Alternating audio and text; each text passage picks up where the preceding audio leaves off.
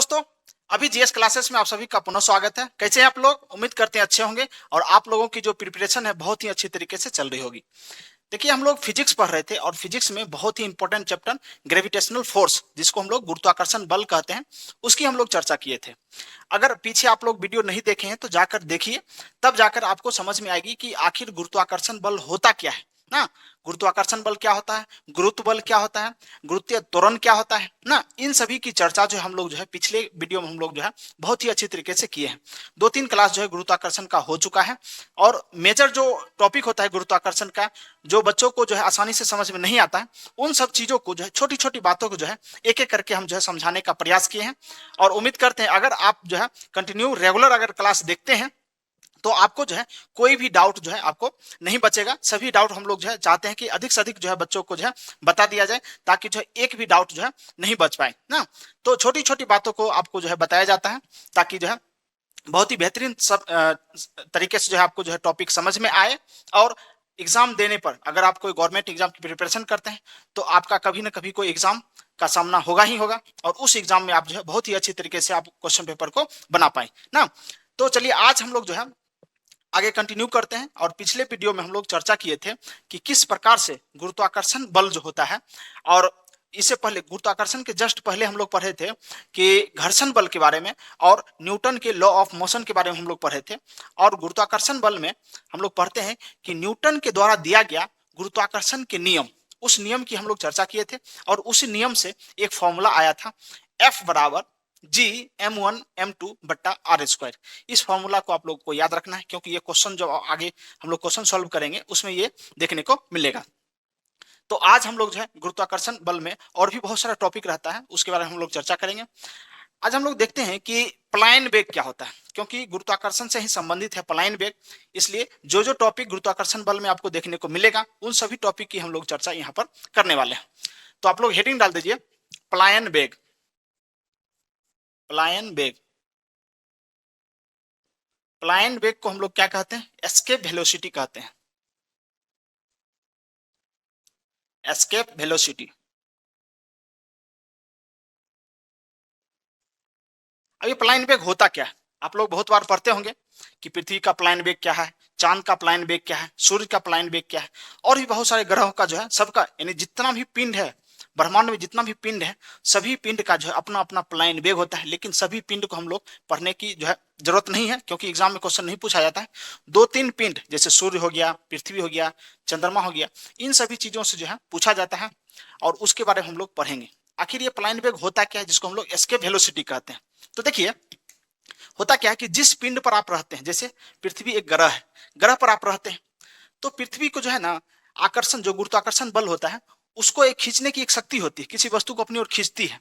लेकिन कुछ ऐसा लिमिटेशन होता है, कुछ ऐसा लिमिटेशन होता है, जैसे मान लीजिए कोई एक रबर ले लीजिए, रबर को इसे खींचिए, तो कुछ ऐसा एक अंतिम फोर्स होगा जो रबर को हम खींच सकते हैं, लेकिन उससे बाद अगर खींचेंगे तो रबर टूट जाएगा ना। उसी प्रकार से पृथ्वी किसी वस्तु को अपनी ओर खींचती है, लेकिन कुछ लिमिट होता है खींचने का। अगर उससे अगर अधिक फोर्स से हम किसी वस्तु को ऊपर फेंक दें तो पृथ्वी पर वो वापस लौटकर नहीं आएगा। मतलब किसी वस्तु को किसी पिंड से ऊपर की ओर अगर फेंकने पर, ऊपर की ओर अगर फेंकने पर वह दोबारा उस पिंड पर वापस नहीं आता है, उस मिनिमम बल को, उसको हम लोग जो है उस पिंड का एस्केप वेलोसिटी कहते हैं। आपको समझ में नहीं आया होगा, चलिए देखते हैं। मान लीजिए ये पृथ्वी है, ये क्या है? पृथ्वी है। और ये मान लीजिए बकलोलिया कोई है, इसको झोटा वोटा बना देते हैं ना। अब ये जो है आपकी गर्लफ्रेंड है ना, आपको ये बहुत तंग कर रही है। अब इसको क्या करिए, ये पृथ्वी है, पृथ्वी है, इसको उठाकर और 11.2 किलोमीटर पर सेकेंड, किलोमीटर पर सेकेंड, यानी 11.2 किलोमीटर पर सेकेंड की स्पीड से इतना जोर से उसको पृथ्वी से ऊपर की ओर फेंकिए, ये वापस नहीं आएगी आपके पास। अगर आपको ये तंग कर रही है तो ना, दिल पर नहीं लीजिएगा, सिर्फ हम समझाने के लिए बोल रहे हैं। इस बकलोलिया की जगह पर और कोई भी दूसरा पिंड भी आप रख सकते हैं, ईटा पत्थर जो भी रखना है आप रख सकते हैं। लेकिन एक पिंड है मान लीजिए, अगर इसको जो है पृथ्वी की सतह से हम 11.2 किलोमीटर की स्पीड से अगर ऊपर हम फेंक देते हैं तो ये वापस जो है पृथ्वी पर नहीं आएगा। जिस बल से आप फेंके हैं ना, जितना जो मिनिमम बल आप लगाए, देखिए इससे ज्यादा भी बल लगा सकते हैं, यानी जो वेलोसिटी है, वेग है, इससे ज्यादा भी लगा सकते हैं, लेकिन ये मिनिमम है, वह न्यूनतम वेलोसिटी, वह न्यूनतम वेग जिस गति से किसी वस्तु को किसी पिंड से फेंकने पर दोबारा उस पिंड पर नहीं आता है, उसी वेग को हम लोग जो है क्या कहते हैं, पलायन वेग कहते हैं। यानी क्या कर जाता है, पलायन कर जाता है। यानी इस ग्रह को छोड़कर नहीं कहते हैं कि अब तुम्हारे साथ नहीं रहना है ना, अब हम जा रहे हैं दूसरे के साथ या कहीं और जा रहे हैं, हम तुम्हारे साथ नहीं रहते हैं। जैसे जब आप शादी उदी करिएगा उसके बाद जो है मेहरारू आपसे बार बार लड़ेगी और थोड़ा सा भी आप कुछ बोल दीजिएगा मुंह फुला लेगी, कहेगी कि हम जा रहे हैं मायके ना, बार बार ऐसे ही बोलती है। यानी वो पलायन कर रही है, यानी आपके घर को छोड़कर वो अपने मम्मी के घर जा रही है। तो इसी बेग को हम लोग क्या कहेंगे, पलायन बेग। यानी इसको उठाकर अगर ऊपर फेंक दें, मिनिमम न्यूनतम है ये वेलोसिटी 11.2 किलोमीटर पर सेकेंड की स्पीड से अगर किसी वस्तु को पृथ्वी से ऊपर की ओर हम फेंक देते हैं, वो वापस दोबारा पृथ्वी पर नहीं आता है। इसी वेलोसिटी को हम लोग क्या कहेंगे, एस्केप वेलोसिटी। इसी को हिंदी में कहते हैं पलायन वेग। तो आपको समझ में आ गया होगा कि पलायन वेग होता क्या है, और पृथ्वी का पलायन वेग हम बता दीजिए। इसके बाद हम चांद का भी बताएंगे और अर्थ का भी बताएंगे। तो पहले हम क्या करते हैं, इसका जो है डेफिनेशन है उसको हम लिखते हैं, आखिर पलायन वेग होता क्या है। तो आप लोग लिखिएगा, वह न्यूनतम वेग, वेग को वेलोसिटी बोलते हैं, वह न्यूनतम वेग जिस वेग से किसी वस्तु को किसी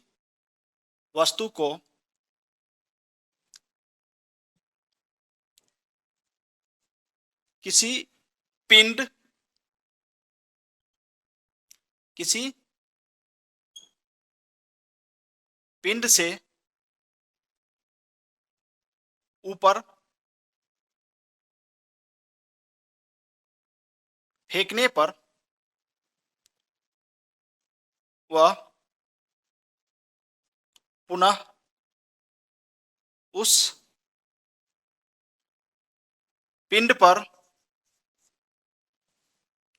वापस नहीं आता है,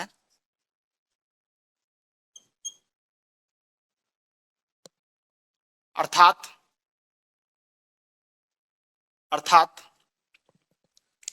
थोड़ी देर के लिए इसको हम लोग क्या करते हैं, इसको मिटा देते हैं, फिर से इसको हम बना देंगे। अर्थात वह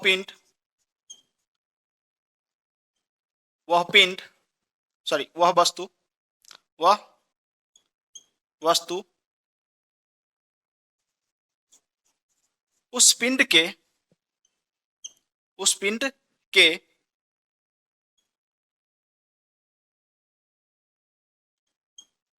गुरुत्वाकर्षण से बाहर चला जाता है।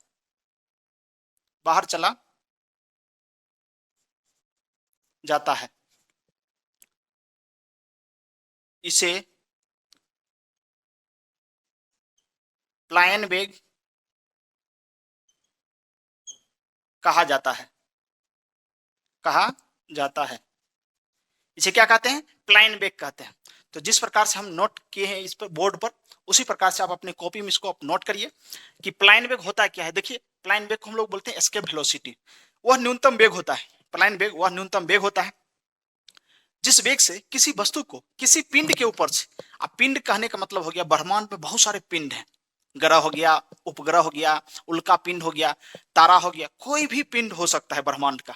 उस पिंड से किसी वस्तु को, छोटी सी कोई वस्तु को उठाकर अगर फेंक देते हैं, वह न्यूनतम गति से, जिसके चलते वह फिर से उस पिंड पर वापस नहीं आता है।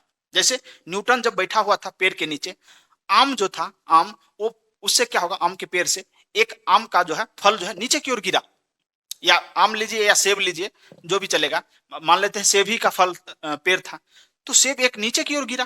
क्यों? क्योंकि वह पृथ्वी के गुरुत्वाकर्षण क्षेत्र में था वो फल, इसलिए वो नीचे की ओर आ गया। लेकिन उसी फल को अभी के समय में जो है 11.2 किलोमीटर पर सेकेंड की स्पीड से अगर फेंक देते हैं, वो जो है वापस वो सेम पृथ्वी पर नहीं आएगा। क्यों? क्योंकि जो पृथ्वी का जो गुरुत्वाकर्षण बल है, उस बल से वो दूर चला जाता है, यानी पृथ्वी के ग्रेविटी से वो बाहर चला जाता है, फिर वो वापस दोबारा पृथ्वी पर नहीं आता है। तो उसको हम लोग क्या कहते हैं? एस्केप वेलोसिटी कहते हैं ना। तो यहाँ पर जो फोटो बनाए थे आप लोग, वो फोटो जो है फिर से बना सकते हैं ना। इसको ऊपर की ओर फेंकना है, कितना से? 11.2 किलोमीटर पर सेकेंड से ना। तो अगर जिनको जिनको जो है बकलोलिया तंग करती है, उसको सिर्फ इतना ही कहिए, हमको आज मन कर रहा है कि तुमको क्या करें, 11.2 किलोमीटर पर सेकंड के स्पीड से ऊपर की ओर फेंक दें। तो लड़की तो खुश हो जाएगी, कहेगी वाह, अब हम अंतरिक्ष में जाएंगे तैरने के लिए ना। तो उसी प्रकार से उसको अंतरिक्ष में भेज दीजिए। तो ये हो गया आपका एस्केप वेलोसिटी। अब हम बात करते हैं फॉर्मूला की। एस्केप वेलोसिटी की फॉर्मूला क्या होती है? कभी कभी आपको निकालने के लिए दे देता है, सब कुछ दे देगा, कहेगा एस्केप वेलोसिटी निकालिए इस पिंड का ना। तो इसका जो फॉर्मूला होगा बहुत ही इंपॉर्टेंट फॉर्मूला होता है। भी देखिए, वेलोसिटी, वेलोसिटी तो हो गया भी, और एस लिख देते हैं या ई लिख देते हैं, इस हो गया एस्केप। अब देखिए यहाँ पर एस लिखा है, तो कभी कभी क्या होता है, ई एस, एस्केप। तो वी ई दे दीजिए, E S C A P, escape velocity. तो वी ई का जो फॉर्मूला होगा आपका, root under G M, G M बट्टे आर, जी एम बट्टे आर, ये फॉर्मूला होता है किसका? एस्केप वेलोसिटी का। इस हो गया एस्केप। एस्केप वेलोसिटी का फॉर्मूला क्या होगा? जी एम बट्टे आर। अब इसमें आपको तीनों चीज के बारे में पता होनी चाहिए, और पता है आपको पहले से। देखिए, ये जो बड़का जी जो दिख रहा है, इसको हेनरी कैवेंडिश ने दिया था। अगर आप पिछले वीडियो को देखे हैं और पढ़े हैं गुरुत्वाकर्षण चैप्टर, तो उसमें हम बताए हैं कैपिटल जी और स्मॉल जी दोनों की हम चर्चा की है। तो यहाँ पर जो कैपिटल जी का मान है, आप लोग को भली भांति पता है, 6.67 into 10⁻⁻11 kg newton metre square पर kg square, newton metre square पर केजी स्क्वायर। ये जो था जी का मात्रक था, और जी का जो है वैल्यू था, दोनों हम बता दिए। तो जी का आपको पता है पहले से। और एम क्या है? एम जो है किसी पिंड का द्रव्यमान है। जैसे आप पृथ्वी पर है, तो किसका यूज करिएगा? पृथ्वी का। और आर क्या है? आर जो है त्रिज्या है, किसी पिंड का त्रिज्या, यानी जिस पिंड का एस्केप वेलोसिटी आप निकालना चाहते हैं, जैसे हम पृथ्वी का निकालना चाहते हैं, तो पृथ्वी का त्रिज्या यहाँ पर लिखेंगे 6400 किलोमीटर, और पृथ्वी का यहाँ पर द्रव्यमान लिखेंगे, और जी का वैल्यू देखेंगे, और इसको कैलकुलेट कर लेंगे, तब हमको क्या निकल आएगा? पृथ्वी का एस्केप वेलोसिटी निकल कर आ जाएगा ना। तो इतना चीज आपको समझ गया। अब लेकिन क्या होगा, इस फॉर्मूला को चेंज करके एक दूसरा फॉर्मूला बनता है ना, उस फॉर्मूला को भी आपको दिमाग में रखना है। अब हम क्या करेंगे, गौर करेगा, इसी फॉर्मूला को हम लोग थोड़ा सा डिराइव करते हैं। कैसे करेंगे?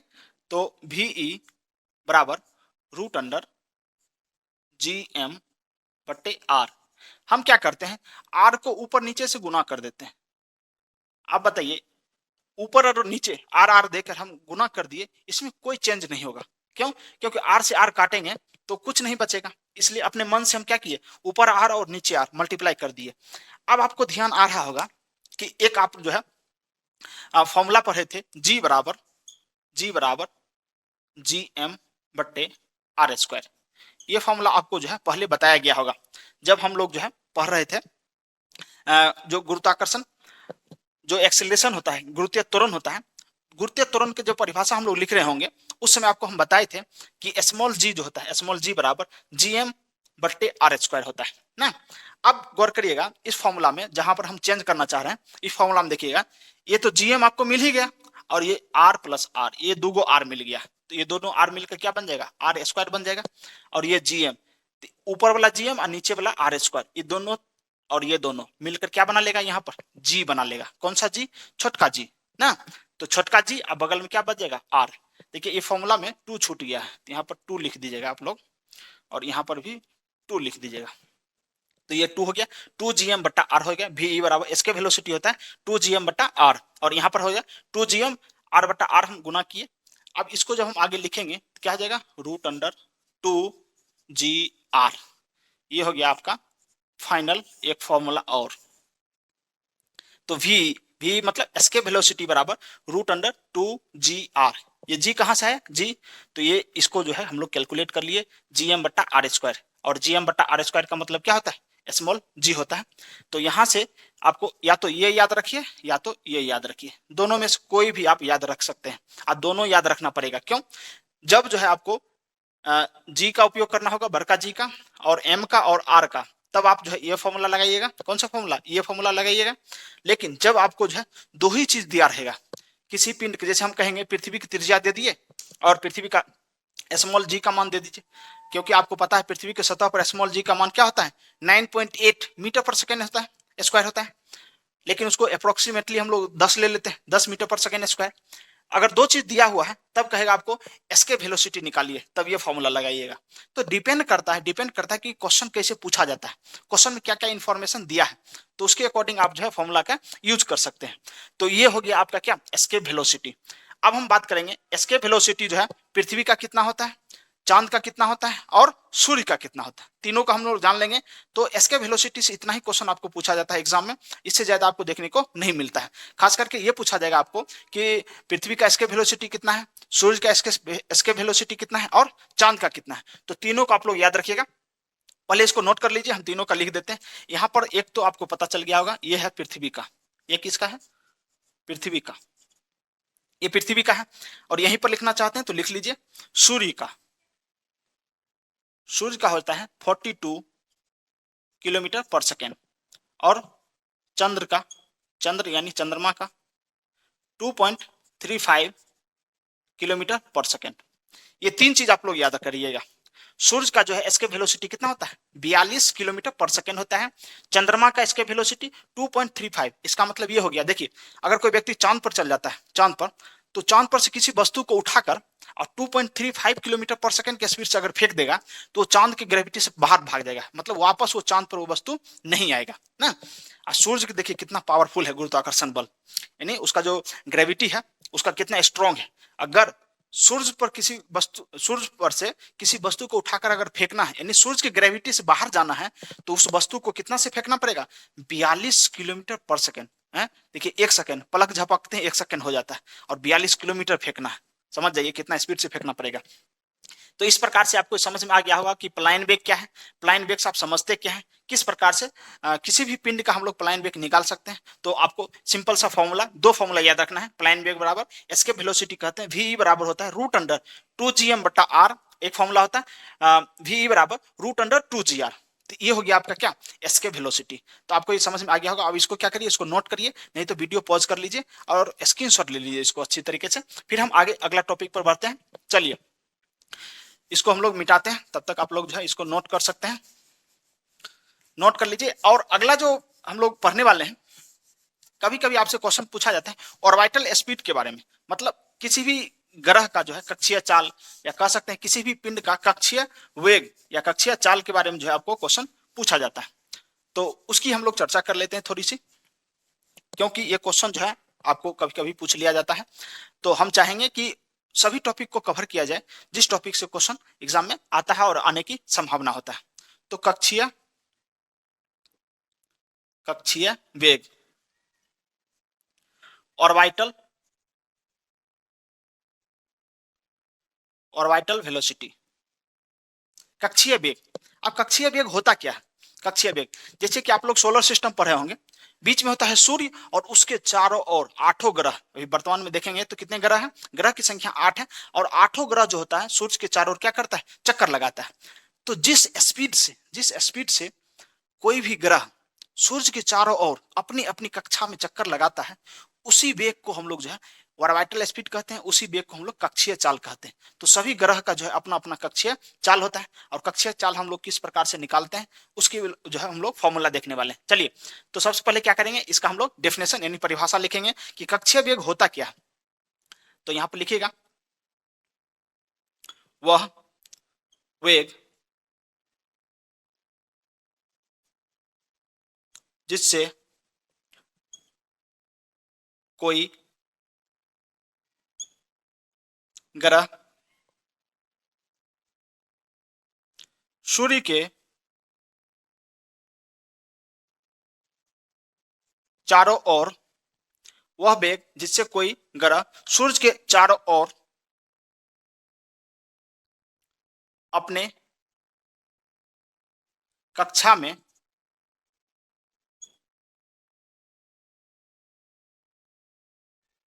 चक्कर लगाता है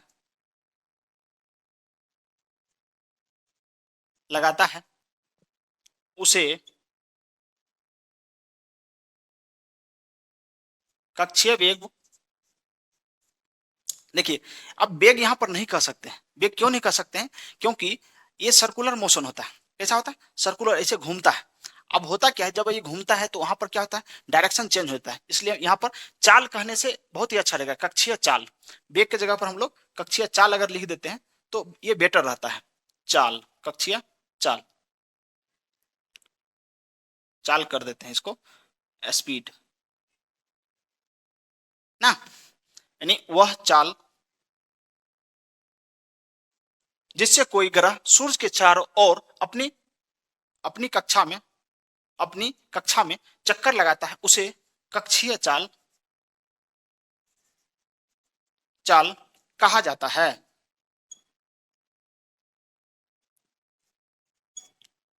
कहा जाता है। अब देखिए इसको हम फोटो के माध्यम से आपको दिखाते हैं कि कक्षीय चाल आखिर होता क्या है। देखिए यहां पर मान लीजिए ये सन है एस, अब इसके चारों ओर जो है ना आठों ग्रह जो है चक्कर लगाता है ऐसे करके अपनी अपनी कक्षा में। तो यहाँ पर आठों ग्रह हम नहीं लिखे हैं, कुछ दो तीन ग्रह की चर्चा कर लेते हैं। तो आपको पता है सूर्य के जस्ट बगल में क्या होता है, बुध ग्रह, बुध शुक्र पृथ्वी, ये तीन ग्रह की हम लोग यहाँ पर जो है दर्शा दिए हैं आपको। तो ये हो गया बुध, बुध बुध शुक्र, ये हो गया पृथ्वी, पृथ्वी जिसको हम लोग क्या कहेंगे, अर्थ। तो बुध शुक्र पृथ्वी ये तीन ग्रह का जो है कक्षा हम दिखा दिए। सभी का कक्षा अलग अलग है, देख रहे हैं सभी का कक्षा क्या है, अलग अलग है। अब क्या होता है, सब अपनी अपनी कक्षा में सूर्य के चारों ओर घूमता है, ऐसे करके घूमता है यानी गति करता है। तो जिस स्पीड से वो गति करता है अपनी अपनी कक्षा में सूर्य के चारों ओर, उसी को हम लोग कहते हैं ऑर्बिटल स्पीड कहते हैं। इसी को हम लोग जो है कक्षीय वेग कहते हैं ना, या कक्षीय चाल कहते हैं। वेग तो नहीं कह सकते, कक्षीय चाल कहते हैं। तो कक्षीय चाल निकालने का जो है सिंपल सा फॉर्मूला होता है वेलोसिटी। अब देखिए इसको वेग कहिए चाल कहिए चलेगा, लेकिन होता क्या है, इसको चाल कहने से ज्यादा उचित रहेगा चाल। क्यों? क्योंकि इसका वेग वेग नहीं कह सकते, क्योंकि वेग का आप जानते हैं कि दिशा निश्चित होता है, दिशा क्या होता है, फिक्स होता है। लेकिन यहां पर क्या हो रहा है कि हर मूवमेंट पर दिशा चेंज हो जा रहा है। सर्कुलर मोशन में अगर कोई वस्तु गति करता है तो उसका वेग वेग जो है वो नियत नहीं रहेगा। और क्यों नहीं रहेगा? क्योंकि उसमें वेग होगा ही नहीं, उसमें क्या होगा, उसमें चाल नियत रहेगा, वेग एकदम वैरी करेगा ना। तो आप चाल बोलिए या वेग बोलिए कोई फर्क पड़ने वाला नहीं है, लेकिन वेग उसमें एक समान नहीं रहेगा, ये भी आप नोट करिएगा। क्यों? क्योंकि हर समय जो है उसका जो है डायरेक्शन बदलते रहेगा। तो वेलोसिटी लिख देते हैं और साथ में ओ जोड़ देते हैं। ओ का मतलब क्या होगा, ऑर्बिटल। ऑर्बिटल वेलोसिटी बोलिए या ऑर्बिटल स्पीड बोलिए। इसको जब हम निकालते हैं तो रूट अंडर जी एम बटे आर। देखिए हम कुछ नहीं किए हैं, एस्केप वेलोसिटी में से सिर्फ टू निकाल लिए बाहर, टू को हम बाहर कर दिए, जो बच गया वही कहलाएगा ऑर्बिटल स्पीड या ऑर्बिटल वेलोसिटी ना। चलिए ये फॉर्मूला हो गया आपका किसको निकालने के लिए, तो ऑर्बिटल स्पीड। अगर किसी पिंड का ऑर्बिटल स्पीड निकालिएगा, मान लीजिए ये सोलर सिस्टम है और सोलर सिस्टम के चारों ओर जो है ग्रह क्या होता है, चक्कर लगाता है, और ग्रह के चारों ओर कौन चक्कर लगाता है, उपग्रह ना। तो सभी का अपना अपना जो है ऑर्बिटल स्पीड होता है। जैसे पृथ्वी का लगभग जो होता है 29.78 किलोमीटर पर सेकेंड। अब ये होता है लगभग, इसको हम मान सकते हैं लगभग 30 किलोमीटर पर सेकेंड। मतलब पृथ्वी जो है अपनी कक्षा में, पृथ्वी अपनी कक्षा में सूर्य के चारों ओर जो है लगभग 30 किलोमीटर पर सेकेंड की स्पीड से जो है दौड़ती है, यानी चक्कर लगाती है। तब जाकर सूर्य का एक परिक्रमा 365 दिन 6 घंटा में पूरा कर पाती है। आप समझिए इतना स्पीड होने के बावजूद भी पृथ्वी को सूर्य के एक चक्कर लगाने में 1 वर्ष लग जाता है। आप इससे अंदाजा लगा सकते हैं कि पृथ्वी की तुलना में सूर्य कितना बड़ा विशाल है ना। इतना बड़ा विशाल काय जो है ये पिंड है सूर्य, जिसके चारों ओर पृथ्वी को जो है एक चक्कर लगाने में 365 दिन 6 घंटा लग जाता है ना। चलिए तो ये हो गया आपका कक्षीय चाल। तो 2 पॉइंट हम लोग डिस्कशन कर लिए, एक को हम लोग एस्केप वेलोसिटी पढ़ लिए और एक पढ़ लिए कक्षीय चाल। अब मोस्ट इंपॉर्टेंट पॉइंट हम लोग पढ़ने वाले हैं, बहुत ही अच्छा टॉपिक है जिससे क्वेश्चन आपको बार बार एग्जाम में देखने को मिलता है। और रेलवे वाला तो आप लोग सतर्क हो जाइए, क्योंकि यहाँ से जो अभी आप पढ़ने वाले हैं वहां से क्वेश्चन पूछने की संभावना 200% है। क्यों है?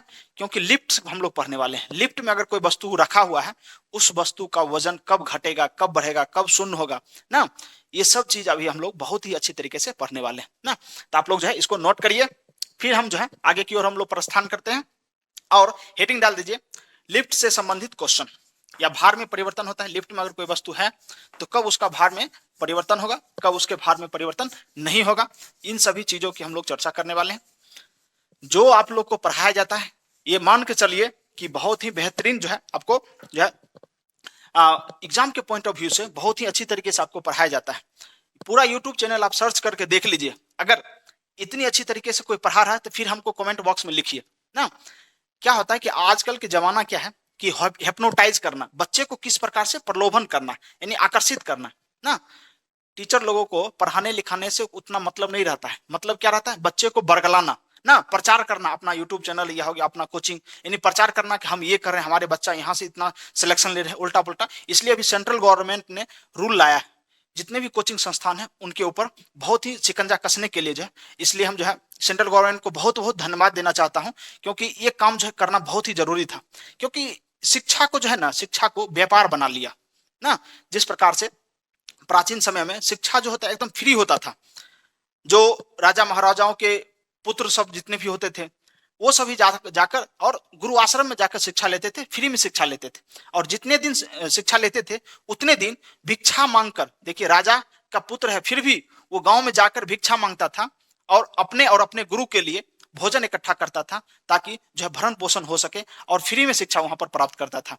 और गुरु दक्षिणा जो भी आशीर्वाद के तौर पर जो है गुरु को देना होता था, बच्चे लोग वो देते थे, और उसके बाद जो है वो आश्रम से विदा लेते थे ना। तो अभी के समय में जो शिक्षा को एक व्यापार बना लिया गया था, तो उसी को कंट्रोल करने के लिए सेंट्रल गवर्नमेंट के द्वारा जो है कोचिंग संस्थानों के ऊपर जो है जो नियम कानून लाया गया, बहुत ही सराहनीय है। इस कदम को जो है हम जो है बहुत ही जो है अच्छी तरीके से हम लोग सपोर्ट करते हैं और मानते भी हैं कि ऐसा कदम होना चाहिए। चलिए आगे बढ़ते हैं हम लोग। आप लोग हेडिंग डाल दीजिए लिफ्ट। लिफ्ट में भार परिवर्तन, लिफ्ट में भार परिवर्तन। आप गौर करिएगा, पिछले क्लास में आप लोगों को बताया गया भार क्या होता है और द्रव्यमान क्या होता है, दोनों के बारे में बहुत ही अच्छी तरीके से आप लोगों को बताया गया। अगर वो वीडियो नहीं देखे हैं तो जाकर देखिए, हम जो है डिस्क्रिप्शन बॉक्स में हम लिंक डाल देंगे पिछले वीडियो का, ताकि आपको आसानी से समझ में आ जाए। उस वीडियो को देखिए, तब ये वीडियो को देखिए, तब आपको ज्यादा समझ में आए। क्योंकि क्या होता है, फिजिक्स जो एक दूसरे से जुड़ा हुआ है, एक दूसरे का लिंक जुड़ा हुआ है ना। तो होता क्या है कि भार क्या है और द्रव्यमान क्या है, दोनों में हम अंतर आपको बता चुके हैं। तो एक बार और बता देते हैं, भार क्या होता है। भार जब किसी वस्तु के द्रव्यमान एवं पृथ्वी का जो गुरुत्व त्वरण होता है उसको जब हम मल्टीप्लाई कर देते हैं, उसी को हम लोग क्या कहते हैं, भार कहते हैं। अर्थात जिस बल से पृथ्वी किसी वस्तु को अपनी ओर आकर्षित करती है, उसी बल को हम लोग क्या कहते हैं, उस वस्तु का भार कहते हैं। जैसे ये मान लीजिए ये वस्तु है, इसका द्रव्यमान m है ना, द्रव्यमान m है, तो इसका भार यानी वेट W बराबर हो जाएगा mg। ये नोट करिएगा, भार क्या हो जाएगा, इस वस्तु का भार क्या हो जाएगा mg, लेकिन इस वस्तु का द्रव्यमान क्या होगा m kg, m kg। इस वस्तु का द्रव्यमान m kg है, लेकिन इस वस्तु का भार कितना है, mg है, भार हो गया mg। तो आपको भार पता चल गया। अब हम पढ़ेंगे लिफ्ट। अब लिफ्ट से संबंधित क्वेश्चन जो है आपको बहुत बार पूछा जाता है और बार बार आपको कंफ्यूजन होता है। आज हम इस प्रकार से हम पढ़ने वाले हैं कि नो कंफ्यूजन, नो कंफ्यूजन, एकदम 100% हम आपको इस बात से हम आश्वस्त करना चाहते हैं कि आज की क्लास देखने के पश्चात आपको सपना में भी लिफ्ट से संबंधित क्वेश्चन आपको गलत नहीं होगा, ऐसा हम वादा के साथ कहते हैं। देखिए अभी बहुत ही अच्छी तरीके से हम लोग पढ़ेंगे लिफ्ट से संबंधित क्वेश्चन। तो सबसे पहले हम लोग लिफ्ट बना लेते हैं। अब देखिए लिफ्ट हमको बनाने आता नहीं है, लेकिन हम कोशिश करेंगे आपको समझाने का। तो यहां पर मान लीजिए दो पुल्ली बनाते हैं, एक पुल्ली इधर बना लेते हैं और एक पुल्ली इधर बना लेते हैं। मान लीजिए ये पुल्ली जो है ऐसे करके यहाँ पर ऐसे करके लगा हुआ है और ये भी पुल्ली जो है ऐसे करके लगा हुआ है। यहाँ से एक थ्रेड यानी रस्सी को ऐसे करके हम जोड़ दिए नीचे की ओर ऐसे करके, और यहाँ पर जो है मशीन लगा देते हैं, लिफ्ट। ये हो गया मशीन।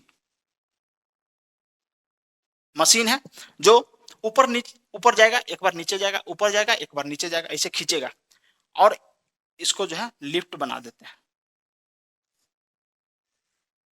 ये क्या हो गया? लिफ्ट हो गया। लिफ्ट हो गया। अब इसमें जो है बहुत ही खूबसूरत सी प्यारी सी जो है गुड़िया को इसमें बैठा देते हैं। ये है गुड़िया ना। अब होगा क्या? गुड़िया लिफ्ट में बैठ गई है। अब गुड़िया का वजन जो है कब बढ़ेगा कब घटेगा ना, कब जीरो होगा, कब ये गुड़िया उठकर जो है लिफ्ट के ऊपर में जाके टकरा जाएगी ऐसे करके, उसका मुंडी जो है नीचे से उठकर ऊपर चल जाएगी। ये सब कंडीशन हम लोग पढ़ने वाले हैं। तो देखिए, जब लिफ्ट ऊपर की ओर जब जाएगा, लिफ्ट जब ऊपर की ओर जाएगा, इसको क्या बोलते हैं? पुल्ली। गौर करिएगा, ये क्या है? पुल्ली है, पुल्ली। इसको पुल्ली बोलते हैं दोनों साइड। ये धागा ऐसे बंधा हुआ है, लिफ्ट ऊपर की ओर नीचे की ओर जाते रहेगा ना। ये मशीन हो गया। तो मशीन क्या होगा? मशीन में से धागा लपटने वाला होता है। तो क्या करेगा? मशीन एक बार ऐसे खींचेगा, फिर एक बार छोड़ेगा, एक बार खींचेगा एक बार छोड़ेगा, ऐसे करके ये पूरा प्रोसेस चलते रहेगा। जब लिफ्ट ऊपर की ओर जाएगा, देखिए ऊपर की ओर जाएगा, तब एक्सेलरेशन इसका पॉजिटिव होगा। जब ये नीचे की ओर जाएगा तब एक्सेलरेशन इसका निगेटिव होगा। ये याद रखिएगा। जब लिफ्ट ऊपर की ओर जाएगा तब इसका त्वरण क्या होगा? प्लस में होगा, पॉजिटिव होगा। लेकिन जब वो नीचे की ओर जाएगा तब उसका त्वरण क्या होगा? निगेटिव होगा ना। ये बकलोलिया जो इसमें बैठी है, इसका इसका जो भार है, भार लिफ्ट में बैठी है तब भार क्या होगा ना। तो उसका एक फॉर्मूला होता है और वो हमेशा याद रखिएगा। W बराबर M इंटू जी प्लस माइनस ए। अब ये भार, अभी हम जस्ट आपको भार का क्या फॉर्मूला लिखे हैं? W बराबर एम जी। W बराबर एम जी, ये फॉर्मूला हम लिखे थे। लेकिन ये जो है अभी लिफ्ट में चल रही है, तो ए जो दिख रहा है ना, ए क्या है? लिफ्ट का त्वरण है, एक्सीलरेशन है। क्योंकि लिफ्ट में वो बैठी है ना। अगर लिफ्ट में नहीं बैठी रहती, इमेजिन करिए पृथ्वी पर है, ऐसे खड़ी है, तब उसका क्या होता है? भार mg होता है।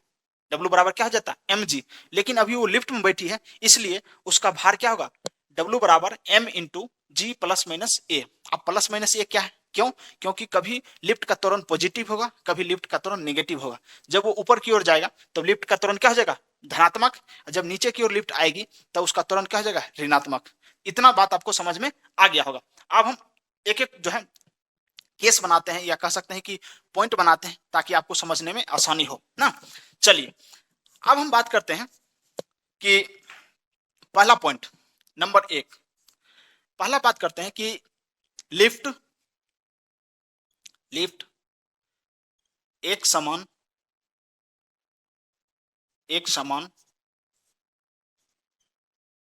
वेग से ऊपर जा रही है, ऊपर जा रही है। अब देखिए, आपको हम पढ़ाए थे, जब हम वेलोसिटी चैप्टर पढ़ा रहे थे, वेग पढ़ा रहे थे, उसमें हम बताए थे आपको, जब वेग एक समान हो, यानी वेग में परिवर्तन नहीं हो, उस कंडीशन में एक्सीलरेशन 0 होता है। जैसा कि आप जानते हैं, एक्सीलरेशन क्या होता है? वेग में परिवर्तन की दर को हम त्वरण कहते हैं। जब वेग में परिवर्तन हो ही नहीं रहा है ना, वेग में परिवर्तन हो ही नहीं रहा है, मान लीजिए किसी का ब्याह शादी गौना दुरागमन जो भी कहें, मुंडन उंडन हो ही नहीं रहा है, तो भोज कैसे खिलाएगा जी? भोज कभी शुभ अवसर पर खिलाया जाता है ना। जब किसी के घर में कुछ फंक्शन है ही नहीं, उस वो कैसे भोज करेगा? उसको आप जबरदस्ती कहिए अरे तुम भोज वोज नहीं कर रहा जी, तो वो भी तो आपको पलट के कहेगा, बताइए हम क्या किए भोज खाए खिलाएंगे आपको? बेटा का ब्याह किए हैं, बताइए हमारे घर में दादी मर गई है, हम भोज खिलाएंगे, तो कहेगा आपको। तो इसी प्रकार से जब वेग में परिवर्तन होगा ही नहीं, तो तुरंत कहां से आएगा? तुरंत क्या हो जाएगा? 0। इस कंडीशन में ए का मान क्या हो जाएगा? 0। ए का मान क्या हो जाएगा? 0 हो जाएगा। अब हम निकालेंगे इस फॉर्मूला से कि बकलोलिया का वजन कितना है। लिफ्ट कहां जा रही है? तो लिफ्ट एक समान वेग से ऊपर की ओर जा रही है ना। लिफ्ट जो है नीचे से ऊपर की ओर जा रही है, तो एक समान वेग से जा रही है, इसका मतलब है त्वरण क्या है? 0 है। तो त्वरण जो है 0 है, तो 0 जब त्वरण है तो उस कंडीशन में हम लोग, तुरंत जब 0 है तो उस कंडीशन में हम लोग देखेंगे कि किस प्रकार से जो है इसमें परिवर्तन देखने को मिलेगा, तो हम लगाएंगे W बराबर m इंटू जी प्लस माइनस ए। ये फॉर्मूला हम लोग अप्लाई करेंगे ना। जब हम ये फॉर्मूला अप्लाई करेंगे, चलिए देखिए, जब लिफ्ट जो है एक समान वेग से ऊपर की ओर जा रही है, तब ये बकलोलिया का जो है हम लोग क्या निकालेंगे, इसका वेट निकालेंगे, इसका हम लोग भार निकालेंगे कि इसका भार में क्या परिवर्तन देखने को मिलेगा। तो चलिए यहां पर देखते हैं। यहां पर जब हम बात करते हैं तो m रहेगा और g तो g रहेगा, लेकिन ये क्या होता है, a का मान यहां पर हो गया 0, तो यहां पर प्लस माइनस 0 डाल देंगे, तो हमको निकल के आ गया mg, यानी इस बच्ची के भार में कोई परिवर्तन नहीं होगा। किस कंडीशन में, जब एक समान वेग से लिफ्ट ऊपर की ओर जा रही है, तब इसके वेट यानी इसके भार में कोई परिवर्तन देखने को नहीं मिलेगा ना। इसका मतलब हो गया, आपको रटने की जरूरत नहीं है, आपको सिर्फ फॉर्मूला याद होना चाहिए। और एक समान वेग से ऊपर की ओर जा रही है, उस कंडीशन में एक्सीलरेशन हो जाएगा 0, क्योंकि एक समान वेग है तो तुरंत तो उत्पन्न होगा ही नहीं। तो पहला कंडीशन आपको समझ में आ गया होगा। अब हम दूसरा कंडीशन की चर्चा करते हैं। दूसरा कंडीशन क्या होगा, दूसरा कंडीशन लिफ्ट एक समान वेग से नीचे आ रही है, नीचे आ रही है लिफ्ट एक समान वेग से क्या आ रही है, नीचे की आ रही है। अब जब ये एक समान वेग से नीचे आएगी, तो फिर वेलोसिटी जो है एक समान है, इसका मतलब त्वरण फिर भी क्या होगा, 0।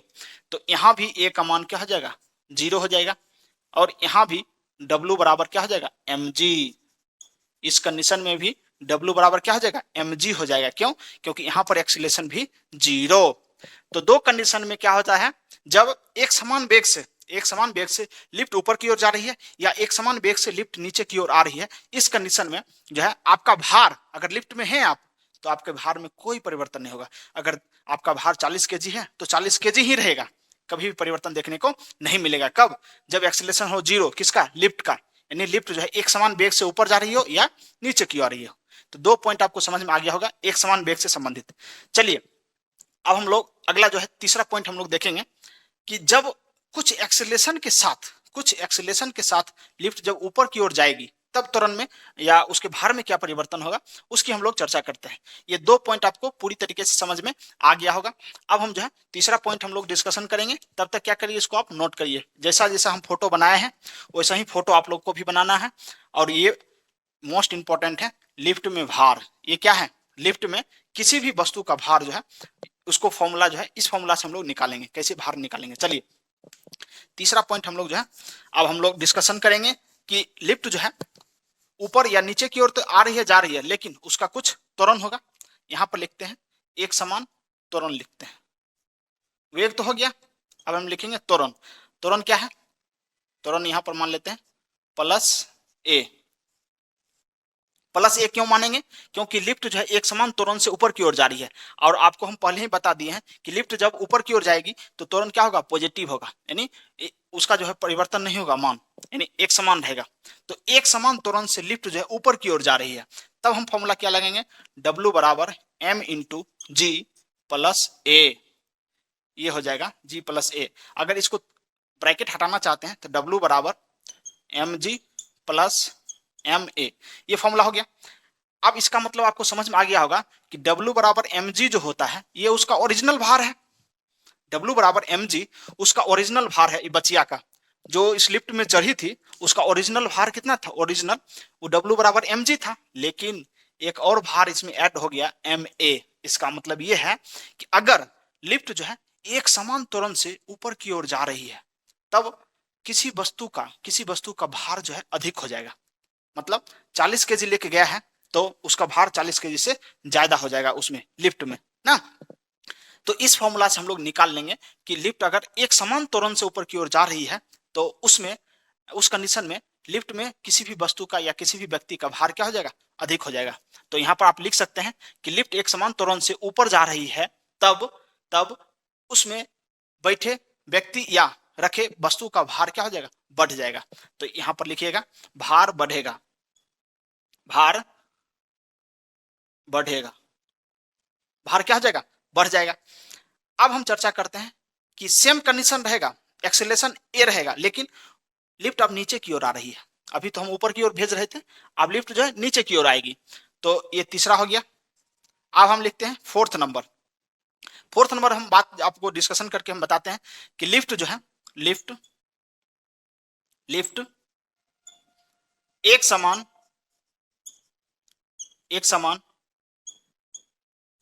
त्वरण से नीचे आ रही है, आ रही है। इसका मतलब ए यहां पर क्या हो जाएगा, ए का मान हो जाएगा माइनस ए। ए का मान क्या हो जाएगा, माइनस ए। यहां पर ए का मान क्या था, ए का मान प्लस ए था, यानी ए का वैल्यू यहाँ पर पॉजिटिव था, ए का वैल्यू यहाँ पर नेगेटिव होगा। क्यों नेगेटिव होगा, क्योंकि लिफ्ट नीचे की ओर आ रही है। जब आपको हम पहले ही बता दिए थे कि लिफ्ट जब नीचे आएगी तब त्वरण क्या हो जाएगा, निगेटिव में। लिफ्ट जब ऊपर की ओर जाएगी, अगर कोई त्वरण से जा रही है, तब वो त्वरण क्या हो जाएगा, धनात्मक हो जाएगा। अब यहाँ पर जब फॉर्मूला लगाइएगा तब आपको निकल के आएगा W बराबर mg माइनस एम ए। आप ये फॉर्मूला आप लोग नोट करिए, क्योंकि यहां पर प्लस आ रहा था, यहां पर माइनस आएगा। इसका मतलब है वो बकलोलिया का जो बचिया यहां पर बैठी है, उसका भार पहले कितना था, W बराबर mg। तो उसका भार जो है, घट रहा है। अब जब भार घट रहा है तब हम चर्चा करेंगे, देखिएगा, जब भार उसका जब घट रहा है तब क्या होगा, उस कंडीशन में फॉर्मूला में निगेटिव आएगा ना। तो निगेटिव यहां पर आप देख लिए, mg माइनस एम ए होता है। तो आप लोग चार कंडीशन आप लोग चर्चा कर चुके हैं। चारों कंडीशन में जो है, अब आप लोग जो है अगला हेडिंग दे दीजिए। और 5 नंबर हम लोग पढ़ने वाले हैं कि जब लिफ्ट जो है, लिफ्ट नीचे की ओर आएगी, नीचे की ओर आ रही है, लिफ्ट मान लीजिए नीचे की ओर आ रही है और अचानक से रस्सी गया टूट। देखिए बहुत मतलब एक ऐसा होना नहीं चाहिए, लेकिन ऐसा अगर मान लीजिए होता है तो इस कंडीशन में उसके भार में क्या परिवर्तन देखने को मिलेगा। अगला पॉइंट हम लोग नोट करते हैं, 5 नंबर। अब लिफ्ट लिफ्ट लिफ्ट नीचे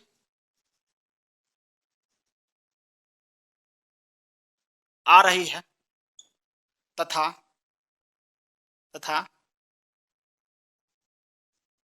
लिफ्ट की रस्सी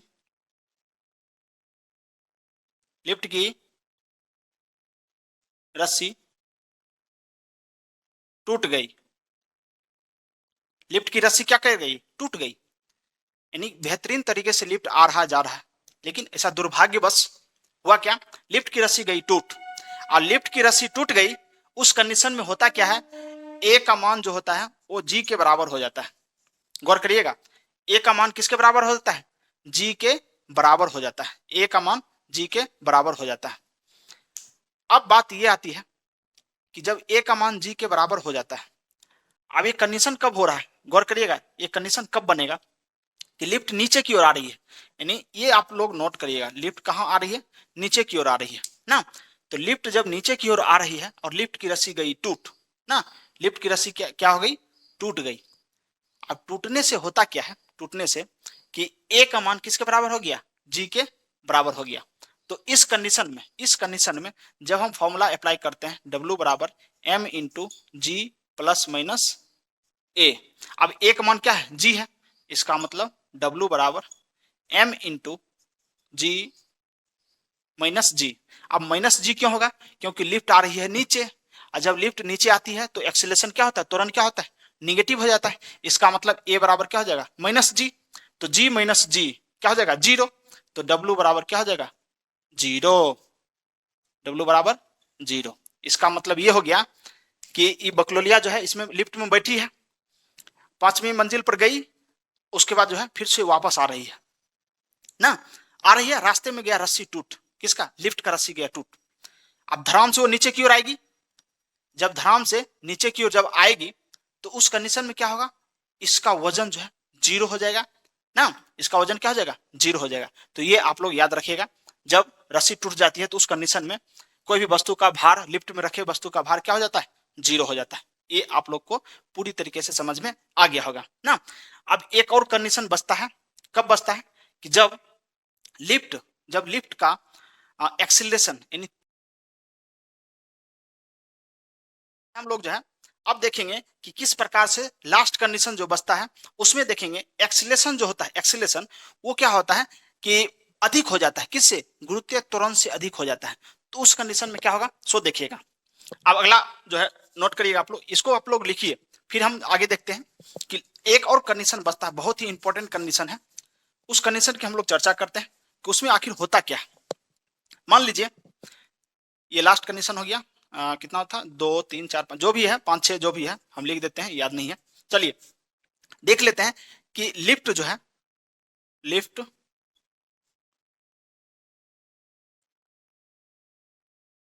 लिफ्ट नीचे आ रही है तथा लिफ्ट का त्वरण, लिफ्ट का त्वरण गुरुत्वीय त्वरण से अधिक है।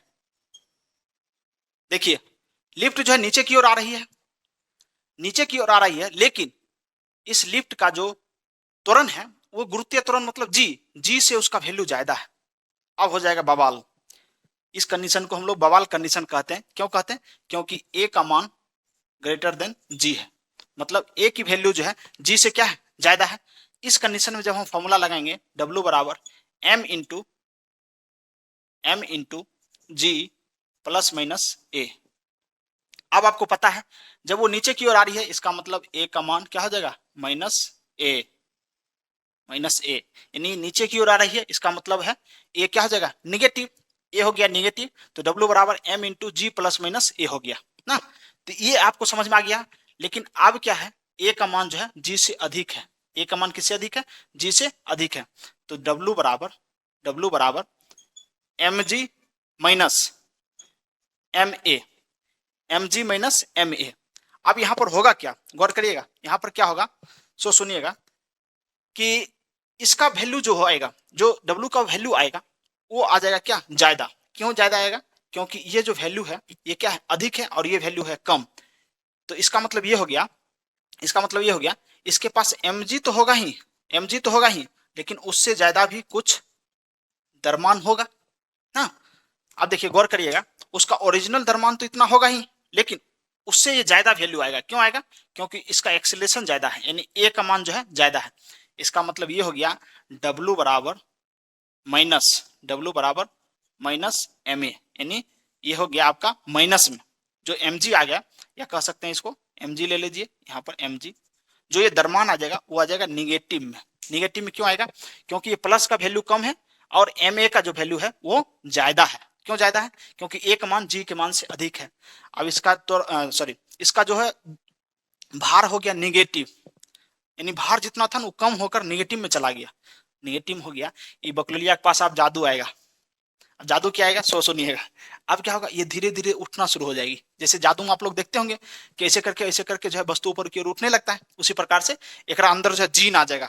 अब क्या करेगी, ये जो है धीरे धीरे उठकर और जाके लिफ्ट के ऊपर में जो है मुंडी इसका टकरा जाएगा। तो इस कंडीशन में वस्तु जो है उठकर लिफ्ट के जो है ऊपर जाके टकरा जाता है ना। ये बहुत ही बेहतरीन था, ये पॉइंट था। आपको ये 5 6 जो भी पॉइंट बताया गया है आपको पूरी तरीके से समझ में आ गया होगा, ऐसा हम उम्मीद करते हैं आप लोगों से। इसको बार बार रिवीजन करिए और दिमाग में बैठाने की कोशिश करिए।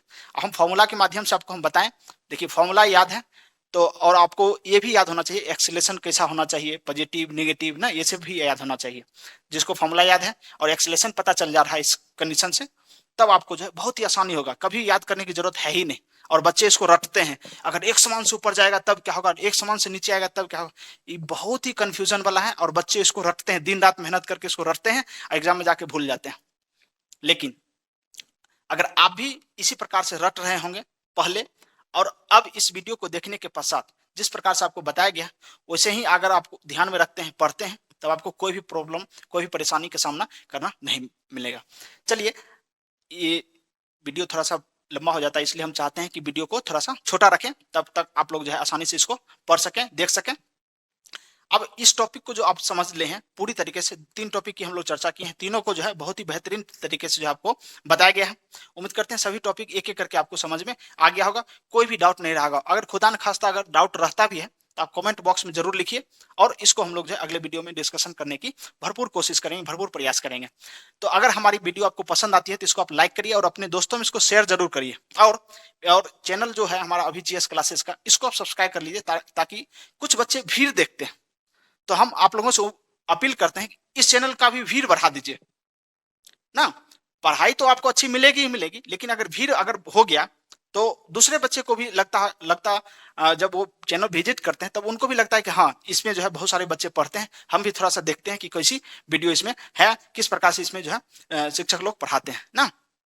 तो उम्मीद करते हैं आपको वीडियो पसंद आया होगा और अपने आप को एक ऐसा बेहतर इंसान बनाइए ताकि महिलाएं सजग, सुरक्षित और सम्मानित महसूस कर सकें। मिलते हैं नेक्स्ट वीडियो में। जय हिंद।